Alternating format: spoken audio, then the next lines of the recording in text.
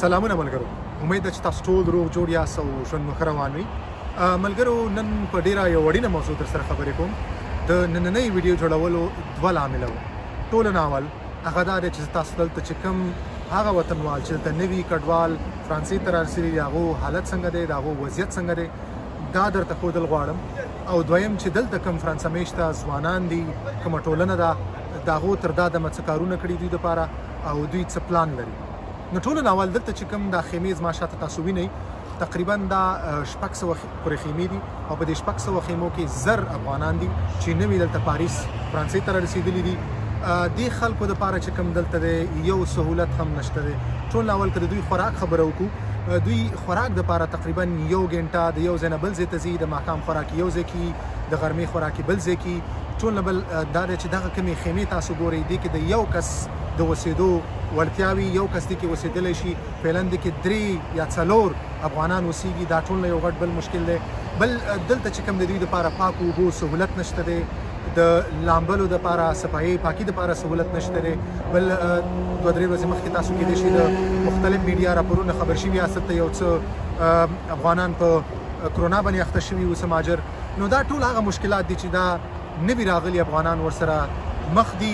نو د دغه ویډیو اولنۍ چې کوم هغه لامل ما چې تاسو ته ښودو هغه دا و چې هغه افغانان، هغه ځوانان چې کوم په وطن کې دي، زما ټولو دوی نه دا خواست دی، دا هیله ده چې هېڅکله تاسو د اروپا راتګ خوبونه مه ووینئ. اروپا ته راتګ ډېر زیات مشکلات لري، ستاسو ژوند خطر سره یي. دلته د دې وطنوالو چې کوم دا اوسنی حالت دی دا ډېر زیات دردناکه دی، ډېر یو خطرناک حالت سره دلته دوی ژوند تېروي.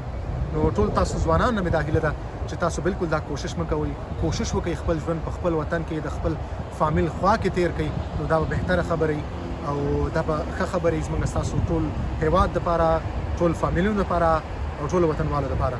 دویم لامل دا دی چې دلته چې کوم ځوانان دي په فرانسه کې چې کومه زموږ دلته د افغانانو کلتوري ټولنه، هغې دخوا او زما چې کوم ملګري دي بشمول زما ملګري ټول، موږ ټول په دې کوشش کوو چې دې وطنوالو دپاره یو عارضي سرپناه ځای موږ پیدا کړو. یو ځای م کتلی دی، هلته تللي یو، په کوشش کوو چې 0 تر 0 دغه ځای موږ د هغې چې کوم هغه پروسه ده هغه تکمیل وکړو، دغه ځای خپلو وطنوالو دپاره ونیسو او دوی هلته لاړ شي، یو عارضي سرپناه دوی دپاره پیدا شي. بله دا چې زما دلته چې کوم د هغه سازمانونه چې کوم مهاجرو دپاره، کډوالو دپاره دوی کار کوي، زما د هغو نه د فرانسې دولت د ټول نه دا غوښتنه ده چې دغه کډوال نوي رسېدلي کډوال دپاره 0 تر 0 یو سرپناه ځای پیدا کړي او دوی ځای په ځای شي چې دوی ژوند ارامه شي او دوی د مشکلاتو نه خلاص شي. نو ملګرو، ما غوښتل ما سره امرالله صافی هم دی، هغه هم 2 خبرې کوي تاسو سره. او بل لارې خبرو نه بعد به زه تاسو ته یو وړه ویډیو، یو کلیپ درته ښیم، دغه دوی وضعیت درته ښیم چې دا په کوم ځای کې پراته دي، کومه منطقه کې دوی پراته دي، حالت څنګه دی، دلته صفایي کوم نظام څنګه دی. او زه به کوشش وکړم چې دلته کوم ملګري سره وطنوال سره خبرې هم وکړم. البته دا ډېره سخته ده، خو بیا هم زه غواړم چې سره خبرې وکړم چې د دوی هغه خبرې هم واورو، تاسو سره شریک وکړو. مننه ملګرو، راځئ زما ملتیا وکړئ، ویډیو تر اخره وګورئ. مننه ملګرو. سلامونه او درنه هیوادوالو، لکه تاسو څنګه وینئ د موږ تر شا پورې 600 خیمې شتون لري. په دغه خیمو کې له 1000 نه د افغانانو تعداد لوړ ده. څو ورځې وړاندې دلته د کرونا وایروس له امله زیات کسان په دې مرض باندې اخته شوي.